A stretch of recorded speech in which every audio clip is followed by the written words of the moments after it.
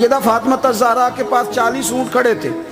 एक बीबी आई, वो कहने लगी अम्मा जी ये जो ऊँट खड़े हैं ये मेरे हैं, अब बताएं मैं अल्लाह के रास्ते में दूं तो कितने दूं? सैयदा फातिमा कहने लगी एक बकरी दे दे। तो कहने लगी हुजूर अगर आपके पास 40 होते तो आप कितने देती?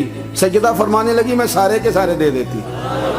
तेरे लिए मसला और है, मेरे लिए फतवा और है, सारे दे दे।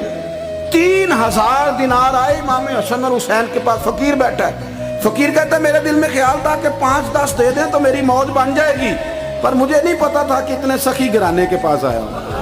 5-10 दे दें तो मौज बन गई। कहते इमाम हसन ने 3000 दिनार मेरी हथेली पे रखे और मेरा माथा चूम के कहने लगे यार मेरा तो ख्याल था कि तेरे इंतजार पर तुझे कुछ मिलेगा, पर ये रख ले, मुझे पता होता कि तुझे इतना मिलना है तो मैं तुझे इंतजार न कराता। जल्दी दे, खुद भीख दे, खुद ही कहे मंगते का भला हो। इमाम हसन भी शहीद हुए, उन्हें जहर दिया गया।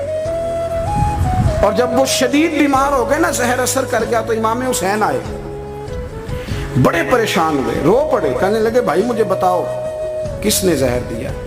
तो इमाम हसन कहने लगे हुसैन मुझे शक है एक शख्स पर, लेकिन शक है भाई, अगर सिर्फ शक है तो मैं किसी बेगुनाह को बदनाम कैसे कर दूं, तुम्हें कैसे नाम बता दूं? ये नामालूम पर्चे कराते नहीं हम रोज ही नामालूम पर्चे, जिस पे दुश्मनी है उसका नाम लिखा दो, खत्म हो गई बात। इमाम हसन की तरबियत देखो, फरमाने लगे जिस पर मुझे शक है उसका नाम बता दूं, तो अगर वो नहीं तो बेगुनाह का जिक्र कैसे कर दूं?